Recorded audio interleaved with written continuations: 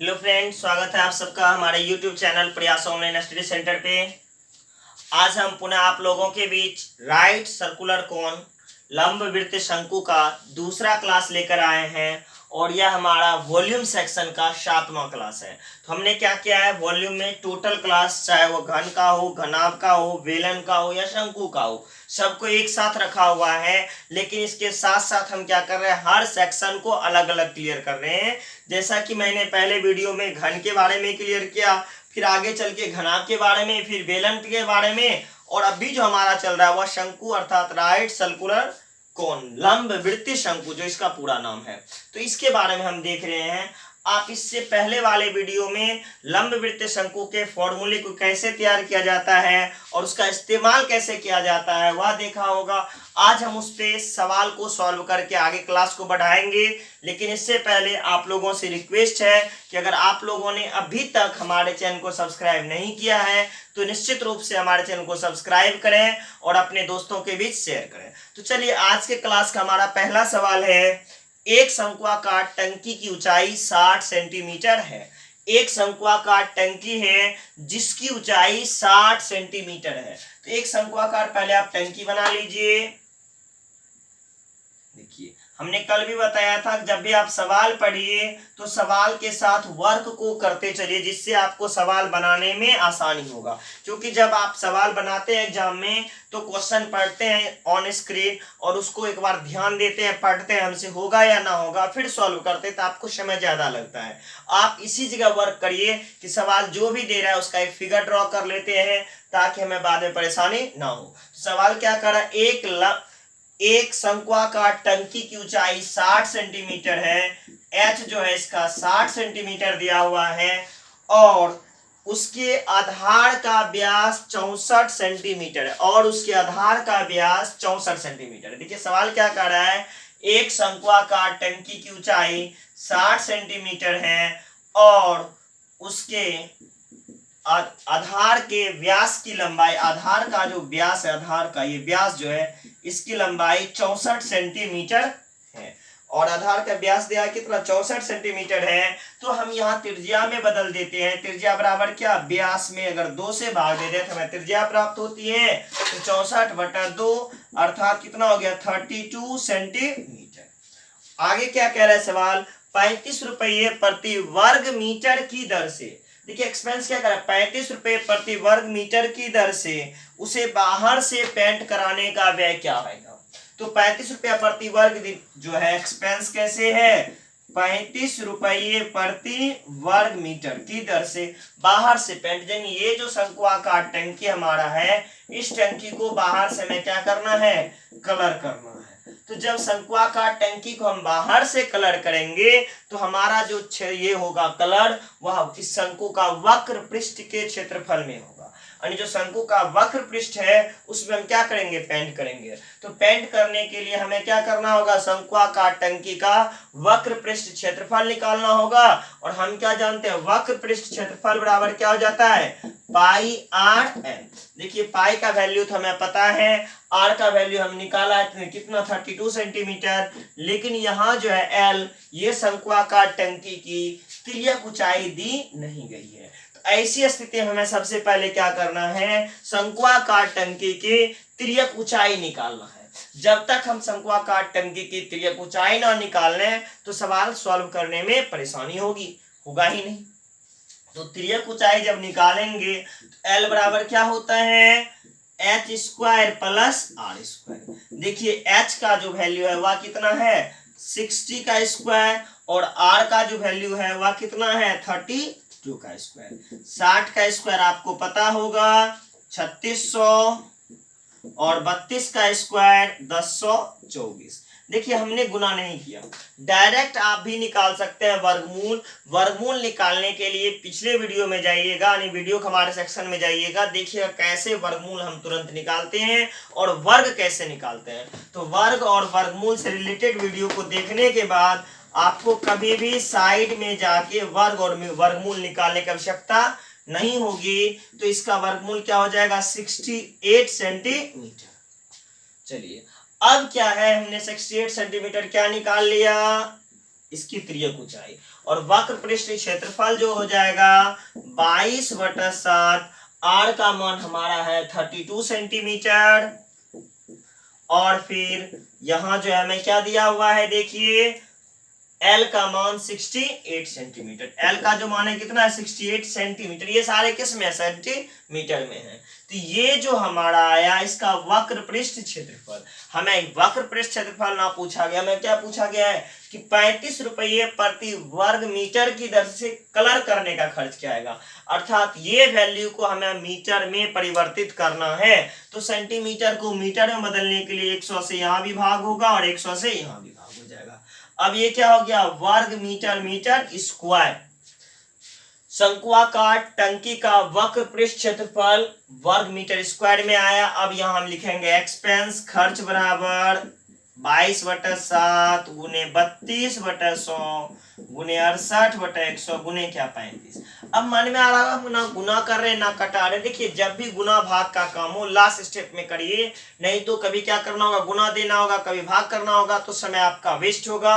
अब देखिए इसी को हम करते हैं 7 5 35, 5 से कटा दीजिए 20 पंचे 100 और फिर 2 से कटा दीजिए 10 दूनी 20, 11 दूनी। अब मन में आ रहा होगा आगे भी कटाना है। देखिए अगर हम आगे अगर इसे कटाने के लिए जाएं तो हमें क्या होगा, समय ज्यादा लगेगा। समय ज्यादा का तात्पर्य क्या है कि ये जो सॉल्व करने में लगेगा हमको क्या एक बार गुना करना, भाग देना होगा, फिर गुना करना होगा। तो दो कार्य थे, जब नीचे क्या 10 के गुणज में हो तो उसे पूरे कटाने की कोई आवश्यकता नहीं है। अब हमें क्या लिखना है, 11 गुना 32 गुना क्या 68, 11 गुने 32 गुने 68, 11 गुने 32 गुने 68 बाय क्या हो जाएगा 1000।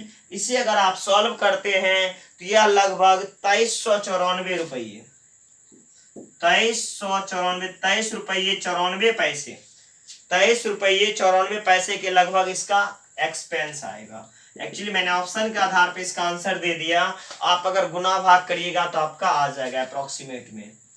चलिए तो यहाँ क्या है कि आप भी निकाल सकते हैं, ऐसा नहीं कि नहीं निकल सकता है, एकदम आसानी से। हमारे पास जो ऑप्शन था वह 23, 35, 39 और 52 का था।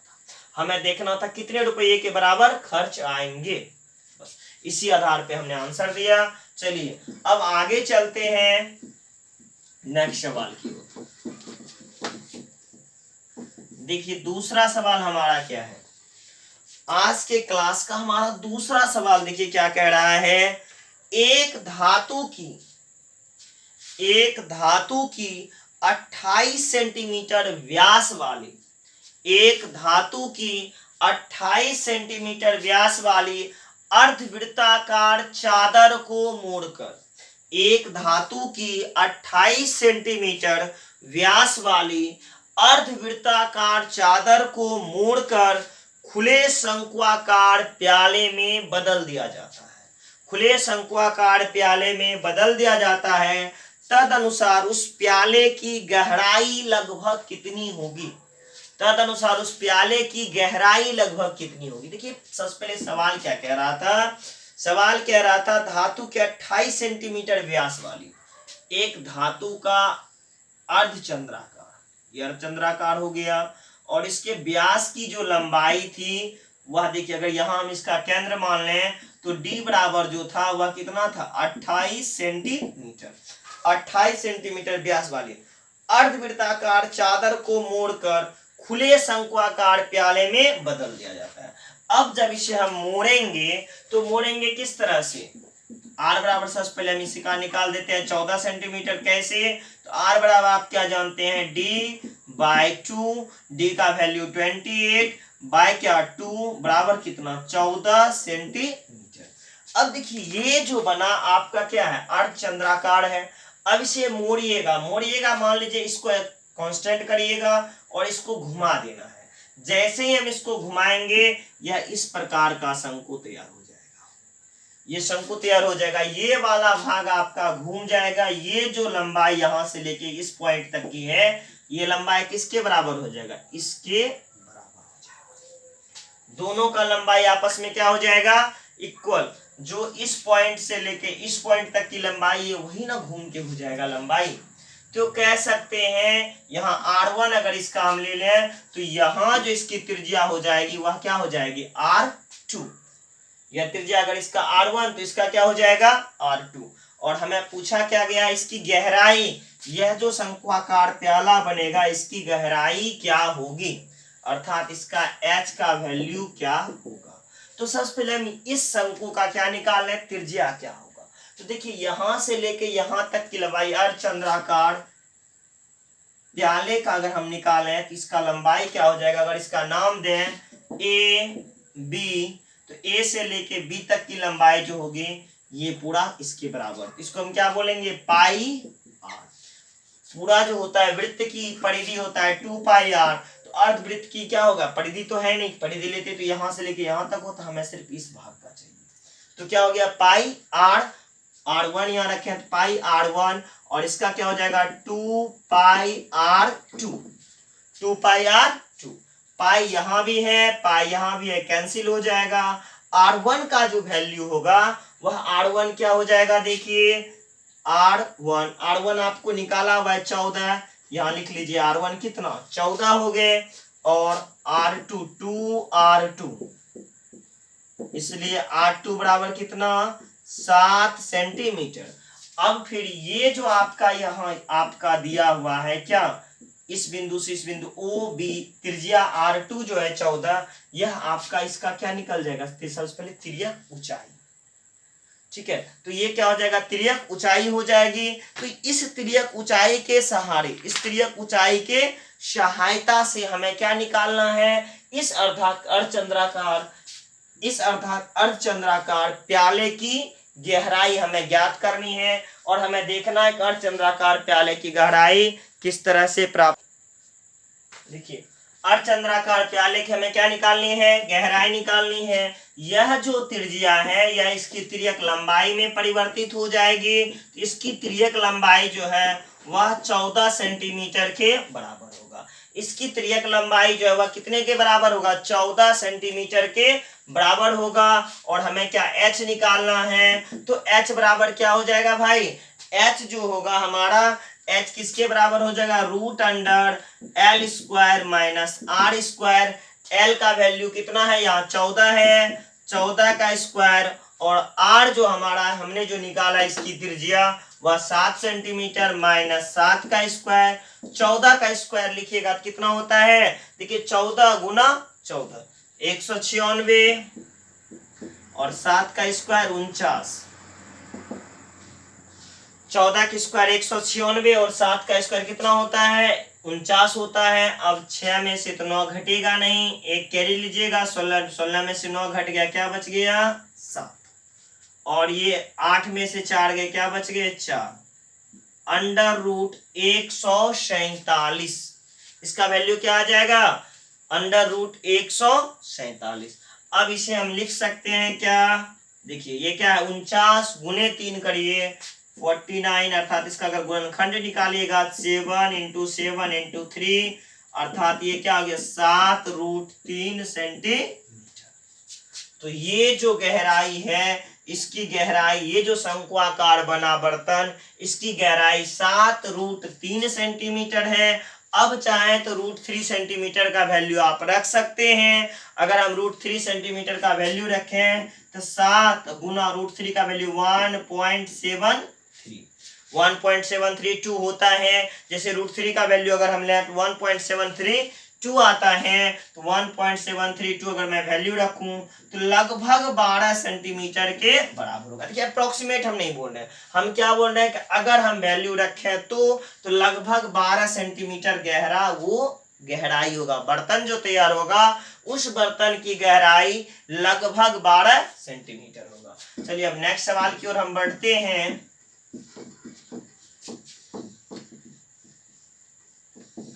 हमारा नेक्स्ट सवाल है, देखिए क्या कह रहा है सवाल में, किसी लंबवृत्तीय शंकु की ऊंचाई तथा आधार का अर्धव्यास। सवाल क्या कह रहा है, किसी लंबवृत्तीय शंकु की ऊंचाई तथा आधार का अर्धव्यास 12 सेंटीमीटर तथा 6 सेंटीमीटर है। 12 सेंटीमीटर तथा 6 सेंटीमीटर है।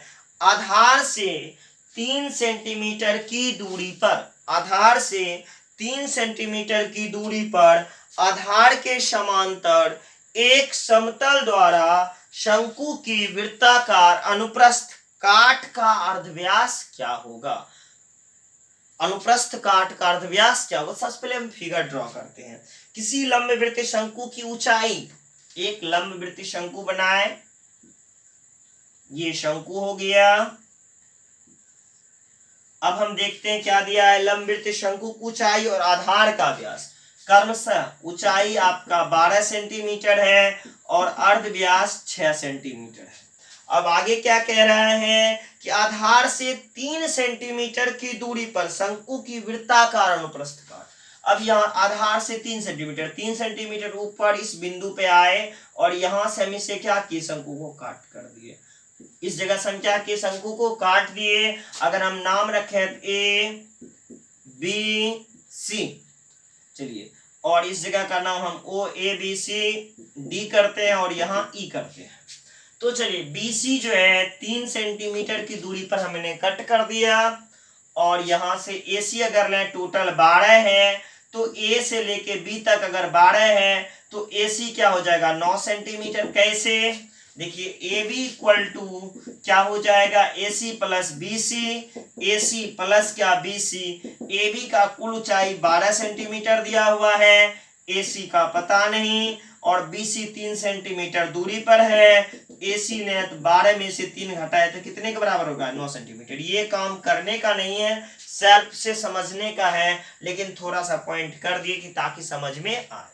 अब आगे हमें क्या कह रहा था सवाल कि आधार से समांतर एक समतल द्वारा शंकु का वृत्ताकार अनुप्रस्थ काट, यहां से जो ये कट किए, इस कट की लंबाई अर्थात CE का मान क्या होगा, C का मान क्या होगा। देखिए अगर हम लें तो इसे जरूरी नहीं कि हम शंकु पे ही सवाल को सॉल्व करें, यानी हर सवाल को सॉल्व करने के लिए शंकु की आवश्यकता नहीं है।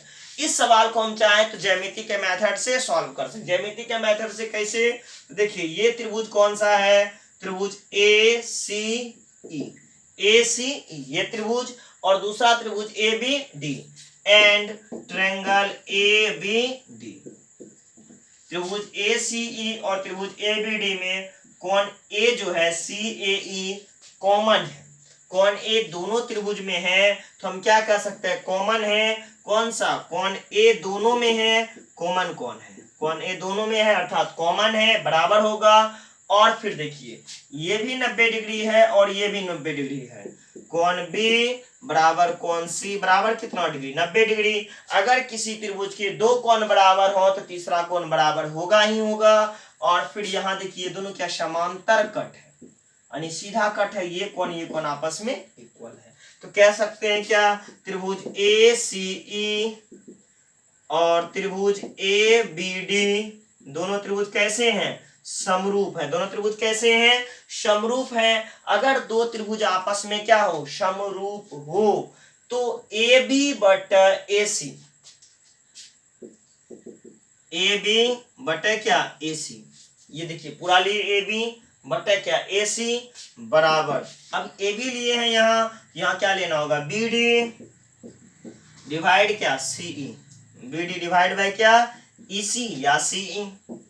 AB का वैल्यू आपके पास क्या दिया हुआ है 12 सेंटीमीटर, AC का वैल्यू आपको दिया हुआ है 9 सेंटीमीटर, BD का वैल्यू 6 सेंटीमीटर, और फिर CE तो हमें ज्ञात ही करना है, इसलिए CE इक्वल टू 6 दूनी 12, C बराबर 9/2 अर्थात 4.5 सेंटीमीटर। अब देखिए हम पढ़ रहे थे अभी कौन सा चैप्टर, शंकु कोण के बारे में, लेकिन ये जो हमारा सवाल सॉल्व है वह पूर्णतः ज्यामिति पे आधारित है, ज्योमेट्री पे। तो ज्योमेट्री की भी क्लास होगी, इसलिए हम इस क्वेश्चन को रखे हैं आप लोगों के सामने कि ये जो क्लास हमारा एरिया एंड वॉल्यूम कंप्लीट हो रहा है, इसके बाद जो हमारा क्लास आएगा वह निश्चित रूप से ज्यामिति का ही क्लास आएगा। हम आपको ज्यामिति का क्लास देंगे। हम जो चल रहे हैं लेके हमारा मेथड जो है, कुछ चैप्टर हमारा जनरल मैथ का आता है और कुछ चैप्टर एडवांस मैथ का आता है। जैसे कि आपने देखा होगा, अगर हमारा एरिया का टोटल क्लास कंप्लीट हुआ तो बीच में मैंने एक चैप्टर लिया था मैथ का, जनरल मैथ का, एवरेज का। एरिया के बाद मैंने एवरेज लिया, अब वॉल्यूम चल रहा है। वॉल्यूम के बाद कुछ रेशियो के पार्ट्स को लेना है, और जैसे ही रेशियो का पार्ट्स कंप्लीट होगा हम फिर आएंगे आप लोगों के बीच ज्यामिति के साथ।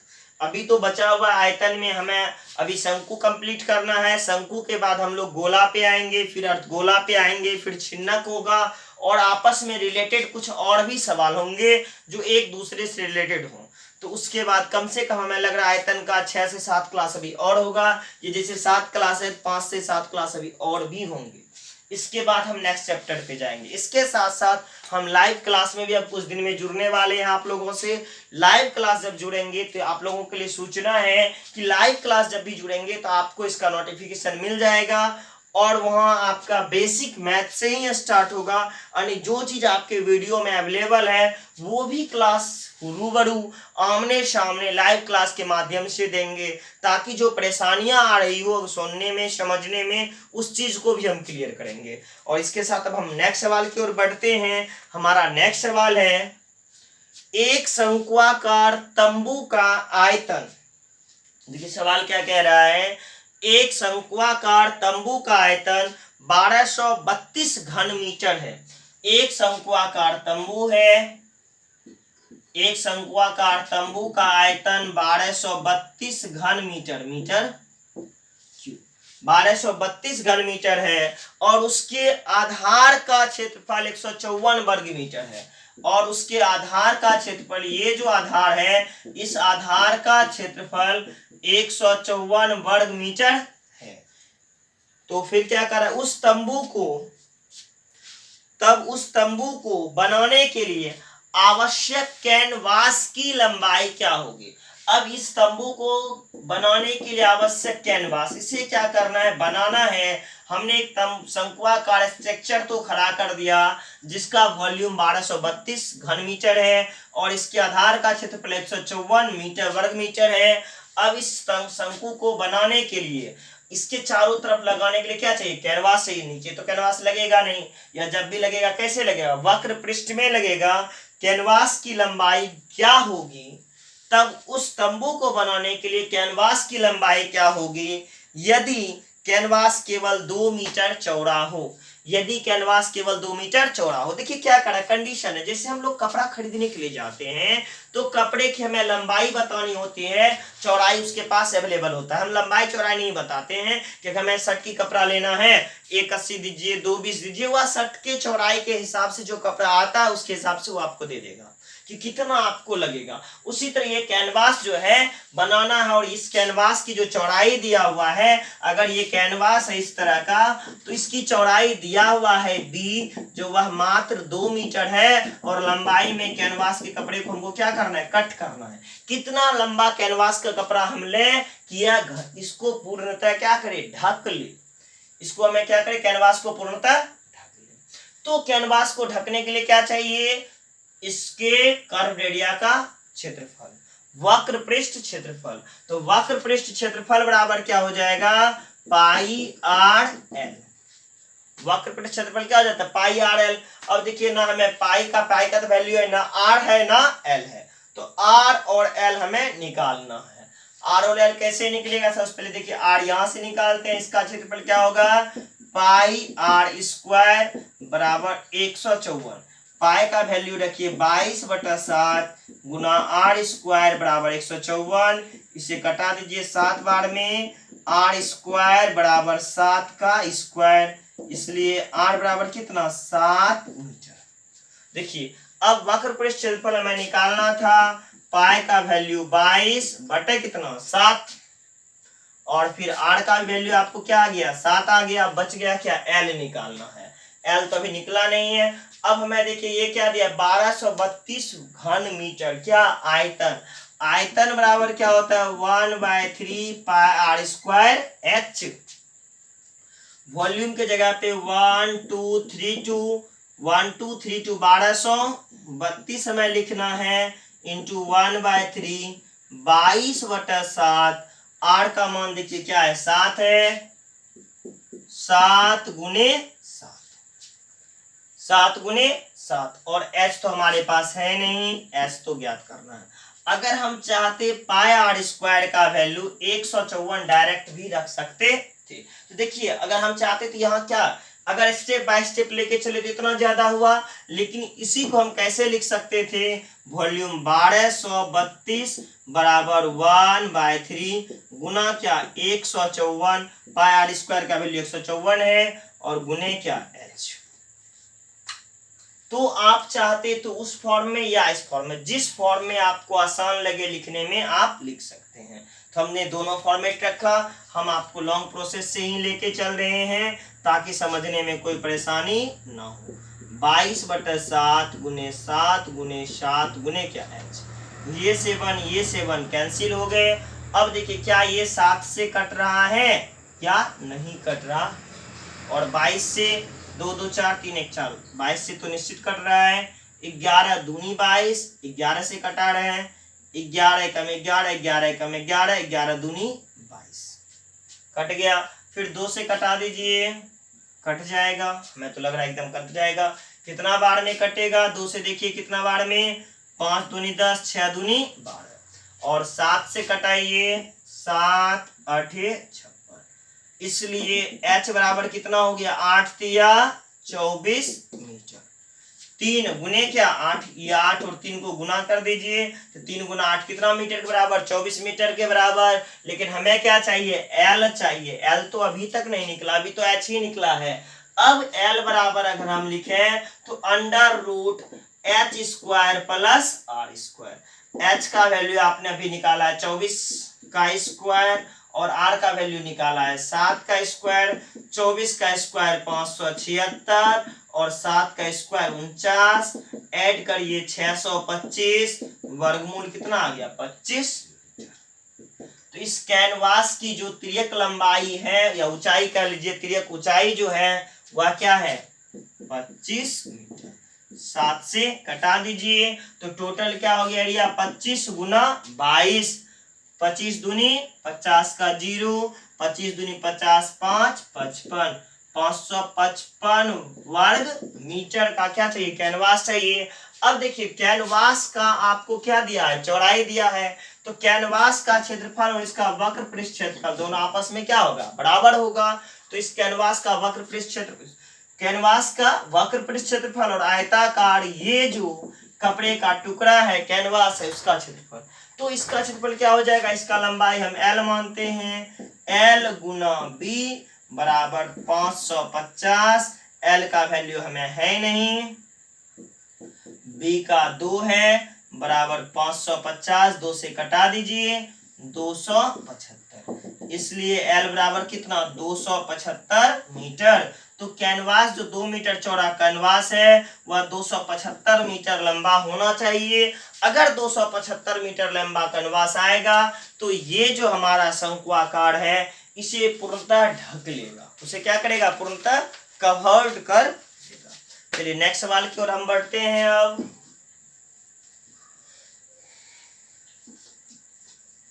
देखिए यहाँ क्या है, शंकु में ज्यादातर बहुत सारा क्वेश्चन कल जैसे हमने रेशियो वाला देखा, अब कैनवास वाला ही मिलेगा जहाँ कपड़े का लंबाई चौड़ाई वगैरह ज्ञात करना होता है। चलिए नेक्स्ट सवाल देखिए क्या कह रहा है, 20 सेंटीमीटर ऊंचे 20 सेंटीमीटर ऊंचे 15 सेंटीमीटर आधार की त्रिज्या वाले एक समवृत्ताकार शंकु को गलाया जाता है। तो क्या कर रहा है, 20 सेंटीमीटर ऊंचे और 15 सेंटीमीटर आधार की त्रिज्या वाले एक समवृत्ताकार शंकु को गलाया जाता है, और उसे 5 सेंटीमीटर ऊंचे तथा 1.5 सेंटीमीटर आधार की त्रिज्या वाले समान आकार के छोटे छोटे शंकुओं में ढाला जाता है। छोटे छोटे शंकुओं में ढाला जाता है, तो ढाले गए शंकुओं की संख्या कितनी होगी, तो ढाले गए शंकुओं की संख्या पूछा जा रहा है। देखिए सबसे पहले फिगर ड्रॉ करते हैं। जैसा कि हम बार बार बोलते हैं कि सवाल सॉल्व करने से पहले अगर आप एक फिगर रखते हैं तो कहीं कोई परेशानी नहीं, 20 सेंटीमीटर ऊंचा। यह जो बड़ा शंकु है वह 20 सेंटीमीटर ऊंचा है और उसकी आधार की त्रिज्या जो है वह 15 सेंटीमीटर है। इस समवृत्ताकार शंकु को गला दे देते, मान लीजिए शंकु को लिए लोहे का है, गला दिए और गलाने के बाद उसे 5 सेंटीमीटर ऊंचे, इसे क्या किए, गलाने के बाद 5 सेंटीमीटर ऊंचे, h बराबर कितना 5 सेंटीमीटर ऊंचे और 1.5 सेंटीमीटर त्रिज्या, आधार त्रिज्या वाले समान आकार के छोटे छोटे शंकुओं में ढाला जाता है। तो ढाले गए कुल शंकुओं का संख्या, तो ये जो बड़े शंकु का आयतन होगा और कुल छोटे छोटे शंकु का आयतन होगा, दोनों आपस में बराबर होगा। जैसे मेरे पास 8 रुपये हैं, 2-2 रुपये करके बांटा, कितने आदमी को देंगे, 8/2, 4 आदमी को देंगे। तो हम क्या करेंगे, ढाले गए शंकुओं की संख्या नंबर ऑफ कोन बराबर number of cone equal to ढाले गए शंकुओं की संख्या बड़े वाले शंकु का आयतन बटा छोटे वाले शंकु का आयतन V1, और इसका हम क्या रख लें V2, इसको H1 R1 H2 R2। तो डाले गए बनाए गए कुल शंकुओं की संख्या या ढाले गए कुल शंकुओं की संख्या बराबर क्या V1 बाय क्या V2। V1 अर्थात क्या, पहले वाले शंकु का आयतन 1/3 पाई R square H, R1 H1 और यहाँ क्या लिखना होगा 1/3 R square H, R2 H2, 1/3 पाई 1/3 पाई, पहले कैंसिल कर लेते हैं। चलिए R1 के जगह पे यहाँ क्या है 15, तो 15 का स्क्वायर अर्थात 15 गुने 15 और H का मान क्या है 20। और फिर छोटा वाला जो शंकु है उसका H का मान क्या है 5 गुने क्या 5 और इंटू क्या 1.5। अब चलिए दशमलव इससे हटा दें तो एक 0 हो जाएगा, 15 आपस में कैंसिल, 5 तिया 15 और इसे कटा देते हैं, 5 चौका 20, 40 तिया 120।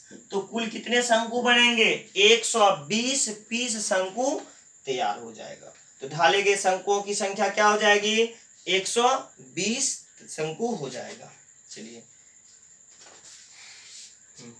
एक बार फिर से हम देख लेते हैं सवाल को। 20 सेंटीमीटर ऊंचे और 15 सेंटीमीटर, 20 सेंटीमीटर आपको यहाँ ऊंचाई दिया है और 15 सेंटीमीटर सॉरी आधार त्रिज्या 1.5 सेंटीमीटर था। देखिए हमने गलती से यहाँ आधार त्रिज्या को 5 रखा, इसे थोड़ा सा बदलना होगा, इसलिए हमें लग रहा था कहीं मिस्टेक तो नहीं है, इस कारण से मैंने सवाल को दोबारा देखा। कुछ कभी कभी होता है कि अगर कहीं मिस्टेक हो जाए तो आपको आभास हो जाती है, हमें लग रहा था कहीं कुछ गलती हो रहा है हमसे। तो V1 के जगह पे हम क्या लिखेंगे, वो तो दिया 1/3 पाई 1 R1 H1 और यहाँ 1/3 R2 H2। R1 का वैल्यू हमारा क्या है 15 है, तो 15 गुने 15 और H का वैल्यू 20 है। और फिर यहाँ R2 का वैल्यू जो हम गलत से 5 लिखे थे वह 1.5 इंटू 1.5 और H का मान जो है वह 5 है। दशमलव हटाइए 1 0, फिर दशमलव हटाइए 1 0। अब देखिए ये 15 ये 15 ये 15 ये 15 कैंसिल, 5 चौका 20 अर्थात कुल शंकुओं की संख्या कितना था 420। तो कुल बने शंकुओं की संख्या वह कितने के बराबर हो जाएगा, तो कुल जो शंकु बनेंगे वह 400 शंकु बनेंगे। कुल शंकु की संख्या कितनी हो जाएगी 420 हो जाएगी।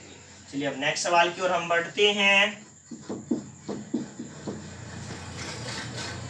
देखिए नेक्स्ट सवाल जो है, नेक्स्ट सवाल आपका कह रहा है 9 सेंटीमीटर 12 सेंटीमीटर और 15 सेंटीमीटर लंबी भुजाओं वाले 9 सेंटीमीटर 12 सेंटीमीटर और 15 सेंटीमीटर लंबी भुजाओं वाले समकोण त्रिभुज को यदि 9 सेंटीमीटर भुजा के परितः घुमाया जाता है तो एक शंकु बन जाता है। इस प्रकार बने शंकु का आयतन क्या होगा, इस प्रकार बने शंकु का आयतन क्या होगा। देखिए एक समकोण त्रिभुज है, यह समकोण त्रिभुज है, मान लीजिए ये कोण 90 डिग्री का है, 9 सेंटीमीटर 12 सेंटीमीटर और 15 सेंटीमीटर। अब मन में आया होगा कि हम समकोण त्रिभुज ऐसा ना बना करके इस प्रकार का क्यों बनाए। देखिए घुमाएंगे तो यहां से हम घुमाएंगे इसको, इसको 9 सेंटीमीटर भुजा के परितः घुमाएंगे तो इससे जो शंकु तैयार होगा वह शंकु किस प्रकार का होगा, ये शंकु आपका तैयार हो जाएगा। ये शंकु तैयार हो जाएगा, इसकी त्रिज्या 9 सेंटीमीटर रहेगी, ऊंचाई आपका 12 सेंटीमीटर का हो जाएगा। तो हमें क्या पूछा जा रहा है, इस शंकु का आयतन।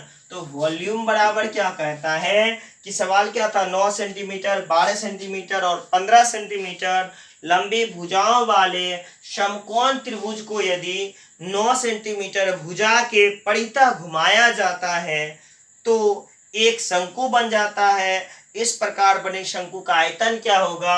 अगर हम ऑप्शन लें तो देखिए ऑप्शन हम क्यों ले रहे हैं, हमें 4 ऑप्शन दिए गए हैं तो हमें गुना नहीं करना, ये हमें ऑप्शन दिया है पाई में 327 पाई घन सेंटीमीटर और दूसरा है 330 पाई घन सेंटीमीटर और 334 पाई घन सेंटीमीटर और 324 पाई घन सेंटीमीटर।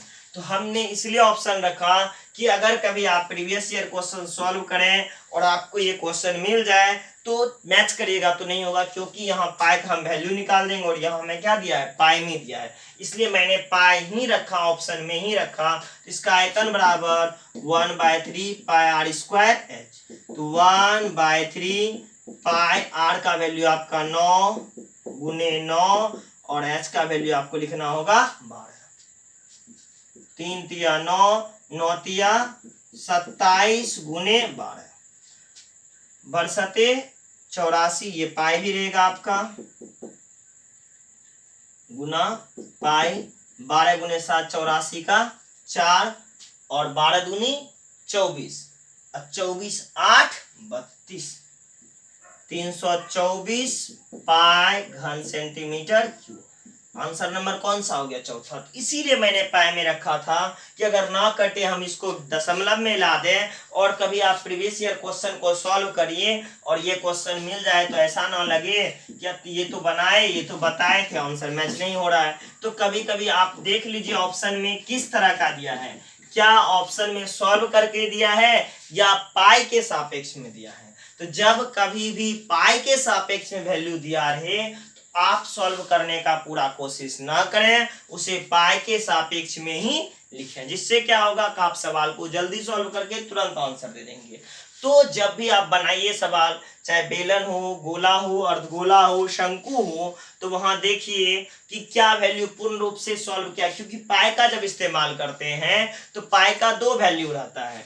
कहीं कहीं आपको लिखेगा 22/7 का प्रयोग करें, कहीं लिखेगा 3.14 का प्रयोग करें। तो जैसा आपको कहा जाए उस तरह से आप देखिए, या कहीं पाई में ही दिया हुआ है तो आपको इंडिकेट सवाल करता है कि हमें जो आंसर चाहिए वह किस तरह से चाहिए। तो इस चीज को जानने के लिए, समझने के लिए आपको एक बार सवाल को अच्छी तरह से देखना होगा। तो चलिए नेक्स्ट सवाल की ओर हम बढ़ते हैं। नेक्स्ट सवाल है लंब वृत्ताकार शंकु का आयतन। लंब वृत्ताकार शंकु का आयतन लंब वृत्ताकार बेलन के आयतन के बराबर है। देखिए सवाल क्या कर रहा है, लंब वृत्ताकार शंकु का आयतन लंब वृत्ताकार बेलन के आयतन के बराबर है। बेलन की ऊंचाई और त्रिज्या क्रमशः 9 सेंटीमीटर और 20 सेंटीमीटर है। बेलन की ऊंचाई और त्रिज्या क्रमशः 9 सेंटीमीटर और 20 सेंटीमीटर है। यदि शंकु की ऊंचाई 108 सेंटीमीटर है तो उसकी त्रिज्या कितनी सेंटीमीटर होगी। तो उसकी त्रिज्या कितने सेंटीमीटर होगी। तो सवाल आपने पूरा सुना, अब स्टेप बाय स्टेप हम सवाल को सॉल्व करते जाएंगे। आप सवाल को लिख लिए होंगे। चलिए क्या करें, एक लंब वृत्ताकार शंकु का आयतन, एक लंब वृत्ताकार शंकु का आयतन लंब वृत्ताकार बेलन के आयतन के बराबर है। लंब वृत्ताकार बेलन के आयतन, इसका मान लीजिए V1 और इसका मान लीजिए क्या V2, और हमें क्या कहा गया, V1 और V2 आपस में बराबर है। और फिर बेलन की ऊंचाई और त्रिज्या क्रमशः 9 सेंटीमीटर और 20 सेंटीमीटर। बेलन की ऊंचाई 9 सेंटीमीटर और त्रिज्या 20 सेंटीमीटर है। शंकु की ऊंचाई 108 सेंटीमीटर, तो उसकी त्रिज्या कितने सेंटीमीटर होगी? तो इसकी त्रिज्या कितने सेंटीमीटर होगी? H1 R1 H2 R2। अब देखते हैं हमें क्या दिया है कि दोनों का आयतन आपस में बराबर है। तो शंकु का आयतन क्या होता है? 1/3 पाई R square H R1 H1, और इसका pi R square H R2 H2। Pi pi आपस में कैंसिल हो गए। 1/3 R1 तो हमारे पास है नहीं, R1 का स्क्वायर H1 108 सेंटीमीटर, और यहां देखिए R2 क्या है? 20 है। 20 गुने क्या? 20, और H2 गुने क्या? 9। चलिए अगर अब ये कटता है तो हम इसे क्या करेंगे? कटाएंगे। कैसे कटाएंगे? इसको 9 से कटा दीजिए। 9 से कटाइए। देखिए क्या बार में कटता है? 12 के टेबल को 9 बार पढ़िए, और फिर 3 से 4 तिया 12, 4 पंचे 20। चलिए R1 का स्क्वायर बराबर 20 गुना 5 100, इसलिए R1 बराबर √100 बराबर क्या हो गया? 10 सेंटीमीटर। ये जो शंकु है इसकी त्रिज्या का मान कितने के बराबर हो जाएगा? इस शंकु के त्रिज्या की माप 10 सेंटीमीटर के बराबर होगी। अब नेक्स्ट सवाल की ओर हम बढ़ते हैं। देखिए नेक्स्ट सवाल क्या है? नेक्स्ट है एक लंब वृत्तीय शंकु के आधार और ऊंचाई को दोगुना कर दिया जाए। एक लंब वृत्तीय शंकु के आधार और ऊंचाई को दोगुना कर दिया जाए तो शंकु का आयतन क्या होगा? एक लंब वृत्तीय शंकु, देखिए एक शंकु है। सवाल क्या कह रहा है? एक लंब वृत्तीय शंकु के आधार और ऊंचाई को दोगुना कर दिया जाए। H जो है या 2H के बराबर हो जाए, R जो है 2R के बराबर हो जाए, तो इसके आयतन पर क्या प्रभाव पड़ेगा? तो देखिए क्या होगा। आयतन बराबर क्या होता है? हम क्या जानते हैं? आयतन 1/3 पाई आर स्क्वायर H। पहले समझ लीजिए, फिर तो एक लाइन में आपका इसका आंसर आएगा ही। 1/3 पाई तो रहेगा ही। R2 के जगह यहाँ R स्क्वायर की जगह पे आपको क्या लिखना होगा? 2R का स्क्वायर, और H के जगह पे क्या हो जाएगा? 2H। तो 1/3 पाई 2 दूनी 4, R स्क्वायर देखिए ये 2 का 4 होगा, और H ये 2 का हम क्या लिख दिया? 4, और ये क्या? 2। तो 1/3 पाई आर स्क्वायर है, 4 गुने 2 कितना? 8। तो कितना गुना हो गया? पहले से ये 8 गुना हो गया। कितना गुना हो गया? 8 गुना। 1/3 पाई स्क्वायर H जो था यह पहले वाले शंकु का आयतन है, और नया जो शंकु बना क्या गुना बन गया? 8 गुना।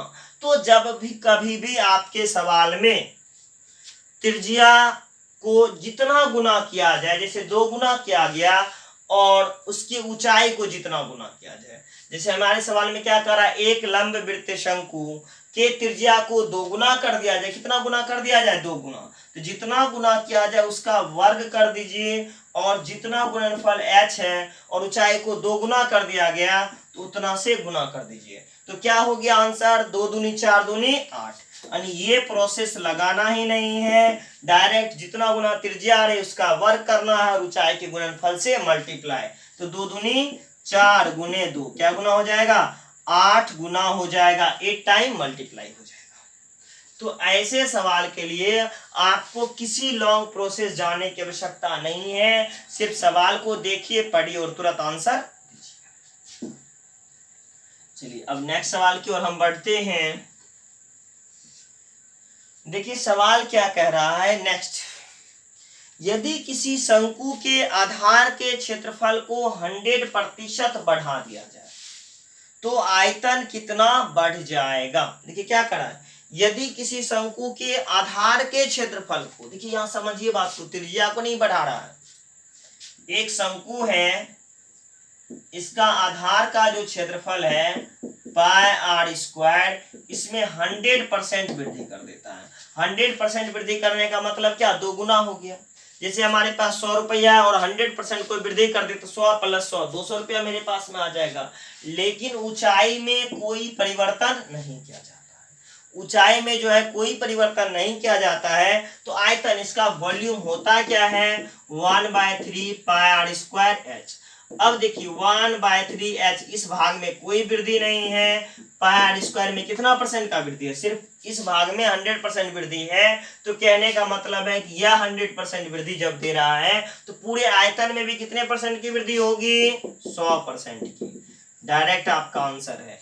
लेकिन अगर कभी त्रिज्या में कह दे कि त्रिज्या में 10%, 20%, 100% वृद्धि हो, तो त्रिज्या में कहा जाएगा एक बार, होगा वह 2 बार। जैसे कि परसेंटेज क्लास में आपने देखा होगा कि जब कभी भी रेडियस में 10% की वृद्धि रहती है, 20% की वृद्धि रहती है, तो हम ये भी रूल लगाते हैं, यहाँ एच में कोई वृद्धि नहीं है, सिर्फ एक वृद्धि है। तो अगर एक भाग में वृद्धि हो तो जितना वृद्धि होता है सिर्फ उतना ही होगा, वहां किसी रूल की आवश्यकता नहीं होगी। बस ये कंफ्यूजन के लिए आपको दे दिया था कि जैसे ही हमने देखा कि आधार के क्षेत्रफल में 100% वृद्धि, हम ये भी रूल लगा दिए और हमारा आंसर गलत आ गया। तो यही गलत करने के लिए आपको सवाल दिया था, जो कि आप कंफ्यूज कर जाइए और आप गलत आंसर लेके चलिए। तो जब त्रिज्या में वृद्धि हो तब ए बी रूल लगाना है, जब त्रिज्या में वृद्धि ना हो। जब त्रिज्या में वृद्धि ना हो रहा हो तो ऐसी स्थिति में हमें ए बी रूल लगाने की कोई आवश्यकता नहीं होती है। हम डायरेक्ट सवाल का आंसर और हम आसानी से सवाल को सॉल्व करेंगे। तो कभी कभी कंफ्यूज करने के लिए हमारे साथ ऐसा किया जाता है। चलिए अब नेक्स्ट सवाल देखते हैं। एक सवाल और, आज के क्लास का लास्ट सवाल, और ये हमारा राइट सर्कुलर कोन का भी लास्ट सवाल होगा। अब अगर अभी भी इस सवाल के बाद अगर आपको परेशानी हो रहा हो किसी टाइप का सवाल सॉल्व करने में, आप मैं कमेंट के माध्यम से बता सकते हैं। उस टाइप के क्वेश्चन को हम नेक्स्ट किसी वीडियो में जरूर रखेंगे। आपका जो क्वेश्चन होगा हम उसे सॉल्व करने की कोशिश करेंगे। चलिए देखिए नेक्स्ट सवाल हमारा क्या कह रहा है। एक शंकुनुमा तंबू के आधार की त्रिज्या 12 मीटर है। एक शंकुनुमा तंबू की आधार की त्रिज्या 12 मीटर है। तंबू 9 मीटर ऊंचा है। एक शंकुनुमा तंबू, एक तंबू है जो कैसा है, शंकु के आकार का है, और इसकी जो है त्रिज्या 12 मीटर है। त्रिज्या क्या दिया हुआ है, 12 मीटर है, और तंबू 9 मीटर ऊंचा है, और तंबू का ऊंचाई जो है 9 मीटर है। तंबू बनाने के लिए अपेक्षित कैनवास की लागत ज्ञात कीजिए। तंबू बनाने के लिए अपेक्षित कैनवास की लागत ज्ञात कीजिए। यदि कैनवास के 1 वर्ग मीटर का प्राइस 120 रुपया है, तो ये जो प्राइस आपको दिया हुआ है कैनवास का, वह है 120 रुपये प्रति वर्ग मीटर। अब मन में आएगा कि इस सवाल का हम क्यों प्रयोग किए। देखिए यहाँ क्या कह रहा है मैं कि पाई का मान 3.14 लेना है। पाई का मान क्या करिए, 3.14 लें, और आपके पास जो ऑप्शन दिया है वह ये है 67,830 रुपये। दूसरा ऑप्शन जो है वह 67,800 रुपये है। तीसरा ऑप्शन जो है 67,820 रुपये है, और चौथा ऑप्शन जो है 67,824 रुपये है। देखिए अब इस सवाल को हम क्यों लिए वो भी बताएंगे समय आने पे। देखिए सबसे पहला कंडीशन तो ये था कि मैंने अभी तक पाई का मान 22.7 का प्रयोग कर 22/7 का प्रयोग कर रहा था। अभी पाई का मान 3.14 लेना है। दूसरा क्या था कि वो हम बाद में बताते हैं, अभी तुरंत नहीं। हमें क्या चाहिए कि कैनवास कितना लगेगा, इन्वेस्ट कितना होगा। तो कैनवास जो लगेगा वह क्या लगेगा, इसका वक्र पृष्ठ क्षेत्रफल। तो वक्र पृष्ठ क्षेत्रफल एरिया बराबर क्या होगा, पाई आर एल। पाई का मान आपको रखना है 3.14, और आर तो आपको दिया हुआ है 12, लेकिन यहाँ क्या नहीं दिया है, एल नहीं दिया है। तो पहले एल निकाल लें।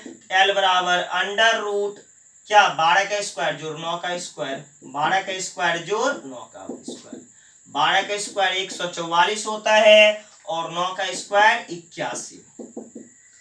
4 1 5 8 4 12 225 अर्थात 15 मीटर। ये जो इसकी तिर्यक ऊंचाई है वह किसके बराबर है? 15 मीटर के बराबर है। तो 3.14 गुना 12 गुना क्या? 15। अब डायरेक्ट हम कहाँ आ जाएंगे? एक्सपेंस पे, खर्च पे। हम इसको गुना ही नहीं करेंगे, लिखेंगे खर्च। इस कैनवास को बनाने में हमें कितने रुपये खर्च आएंगे? डायरेक्ट। देखिए हम गुना भाग कुछ नहीं कर रहे हैं, डायरेक्ट हम आ रहे हैं। क्यों आ रहे हैं? यहाँ देखिए 3.14 गुना 12 गुने 15 गुना कितना? 120 रुपये प्रति वर्ग मीटर। यह भी मीटर में। देखिए प्रत्येक चीज आपको सवाल में मीटर में दिया था कि शंकु के आधार की त्रिज्या 12 मीटर है, ऊंचाई 9 मीटर है और लंबाई मैंने 15 निकाला ही, और इसका जो प्राइस है 120 रुपये प्रति वर्ग मीटर। यानी कहीं भी किसी चीज को चेंज करने की आवश्यकता नहीं है। अब दशमलव अगर हटा दें तो डिवाइड बाय 100। अब देखिए ये जीरो कट गए, 5 तिया 15, 5 दूनी 10, 2 छक्का 12। अब हम इसे गुना करें तो क्या हो जाएगा? 314, 6 गुने 3 18, अब गुने क्या? 12। अब देखते हैं हम कि देखिए प्रत्येक के यूनिट प्लेस पे जीरो दिया हुआ है। जब आप सवाल सॉल्व करते हैं तो गुना करते हैं, हम गुना नहीं कर रहे हैं। 8 4 8 32, 32 दूनी 64। तो जब भी हम गुना करेंगे तो यूनिट प्लेस पे हमें 4 आएगा। जब भी गुना करेंगे तो यूनिट प्लेस पे क्या आएगा? 4 आएगा। अब ऐसे सवाल को सॉल्व करने में अगर गुना करने में हम समय वेस्ट करते हैं तो हमारा समय ज्यादा लगेगा। इसी चीज को बताने के लिए कि जब आप घनमूल या फिर आयतन से रिलेटेड किसी भी चैप्टर को बनाते हैं, वहां इन्वेस्ट निकालना हो तो एक बार आप ऑप्शन पे जरूर गौर करिएगा कि हमारे पास ऑप्शन क्या क्या दिया हुआ है। अगर हम गौर नहीं करते तो हमें क्या करना होगा? इस पूरे गुना को सॉल्व करना पड़ेगा। सबसे पहले 314 गुना 18 गुना 12, हम 18 गुना 12 भी करें 216, फिर 216 गुना 314। देखिए समय लगेगा या नहीं लगेगा? अगर कोई चाहे गुना करना 314 गुना फिर 18 फिर गुना 12, एक बार 18 से गुना एक बार 12 से गुना, अर्थात समय बहुत ज्यादा वेस्ट होगा। और अगर आपने एक बार सिर्फ ऑप्शन पे गौर किया होगा, आपने एक बार ऑप्शन देखा होगा, तो देखिए ऑप्शन क्या है? प्रत्येक के इकाई अंक पे जीरो है, सिर्फ एक संख्या में 4 है। तो देखिए यहाँ 4 8 32, यहाँ गुना करिए 4 गुने 8 32, और 32 का फिर यूनिट प्लेस 2 लीजिए, फिर 2 दूनी 4। तो जब भी गुना करेंगे तो इकाई अंक पे हमारा 4 ही आएगा, और ऐसा सिर्फ एक ऑप्शन में दिया है। ऐसा सिर्फ हमारे एक ऑप्शन में दिया है। इस आधार पे हम कह सकते हैं कि हमारा गुणनफल क्या होगा? 67,824 रुपया। अगर आपको लग रहा है गलत है तो आपके पास पूरा समय है, आपने इतना समय तक हमारे वीडियो को वॉच किया, तो एक बार हमको आप गुना करके भी देख लीजिए आपका गुना आता है या नहीं आता है। निश्चित रूप से गुणनफल यही आएगा। अब कभी कभी मन में खटकेगा कि सर अगर ऐसा होता कि सब में 4 होता।